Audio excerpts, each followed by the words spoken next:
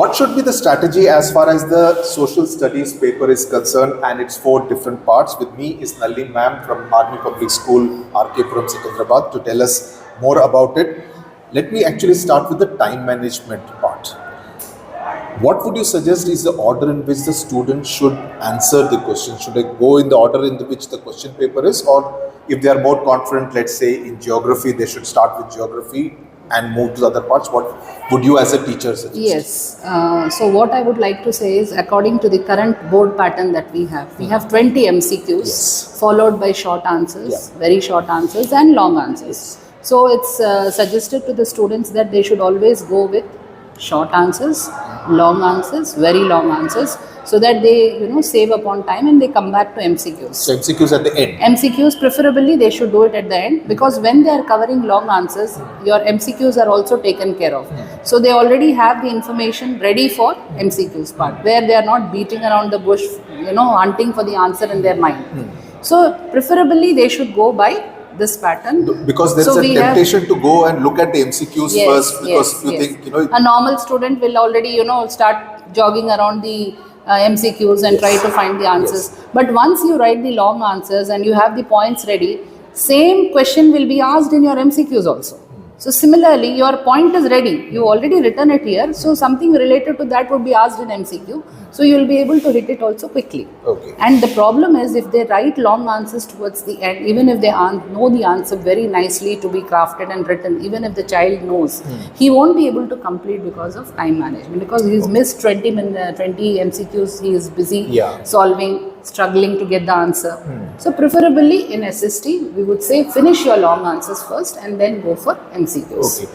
Would you say that all these 4 different subjects actually need a slightly different and a more nuanced approach? Absolutely. An approach to a history is different from an approach to a democratic politics, is different from an approach to a geography and economics. Yes. How would you define these 4 different approaches? And why I'm asking you this is because in the last 1 month or before the examination, what should be the approach of a student towards SST?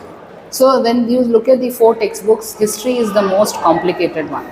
So I tell my students to finish their easy chapters first. So this year we have 5 chapters in history, out of which 2 are compulsory to be learned thoroughly. The other 3 will come in the form of CBQs, reading comprehension and all that, which can be easily solved. So 2 history lessons have to be targeted. Maybe when they are preparation time, I would suggest let's go with geography first, then they should go with democratic politics, that is DP, and followed by economics, and come to history. History requires in-depth reading and reading of NCERT textbook, because a lot of questions are asked from NCERT textbook itself. So that is the strategy that the children should follow. But they should not fear, history is there, so I will leave history. Some students don't want to touch history at all. But that's scoring also, because there is map for 3 marks. For history, there is one full map which comes for 3 marks. So that will add to their percentage. So they go first with geography, easy to learn, concepts and all. Then they follow by democratic politics. And each textbook, yes, the strategy is different.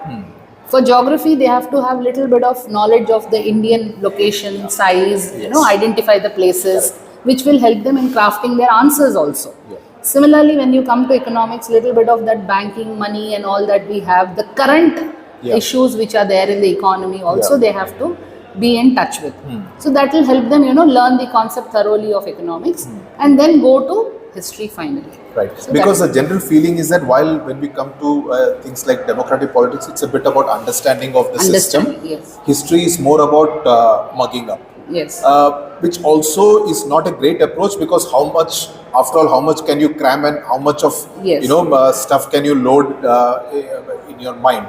So when it comes to history, would you suggest that you need to underline a lot in your textbook so that those keywords you are able to retain? So for this, I would say mind mapping is very, very important. Concept-wise mind mapping. Especially for history and maybe even for geography. Even for geography. In fact, all 4 subjects, I would say as a social studies student, you should have your 18 chapters, 18 mind maps ready with keywords and summary in it. So that is the pattern we follow here.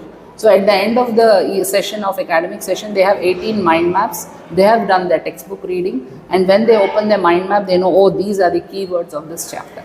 Similarly, they have to create their own mind maps for history lessons, and all the keywords and all, they have to frame it up properly, because these are the ones which will give them the marks. So, from your experience of, let's say, the pre-board exams this time, because after all this, I mean, last year we had those 2-semester kind of system. This is the proper full exam taking Yes. place after what, 3 years now? Yes, absolutely. So, what were the common mistakes that they made in the pre-board exams which they should try and avoid in the final exam? MCQs are the ones. They're all cracking long answers well, Okay. but MCQs are the ones. Is it because the 2 options or 3 options are very close to each other? They make mistake in reason and assertion. Reason and assertion questions. Okay. We have 2 reason and assertion Yes. questions. In that, they make a lot of mistakes. So definitely, the best child also who can get 20 on 20 in normal MCQs loses 1 or 2 marks there. So, how do you kind of... So we tell them, the 2 sentences that they have to use a conjunction in between. For example, because. Yeah. So reason, you have a sentence, then you followed by add a because and complete then your see- assertion. and So see when you whether it works or read it 2-3 times, then you understand both the sentences are individually correct or not, and the second sentence is dependent on the first one or not. Right. So this strategy in the second pre-board, it worked out. So, Luckily. Okay, so would you also say that they should probably look at sample paper books, etc., in Absolutely. order to Yes. because there are enough available in the Yes. market, whether they should look at Yes, that? yes. For reason and assertion, sample papers are really good. The more they practice the reason and assertion questions, they'll be able to crack it easily. Okay. Otherwise, coming to true or false, fill in the blanks, correcting a sentence, they're very good at it. But the problem is with these kind of questions. Okay. Otherwise, long answers and all also, they're able to do it. I mean, the average student also does in a better way when it comes to long answers and, explaining part. But when it comes to, the reasoning. MCQs, reasoning part, there you have to be accurate.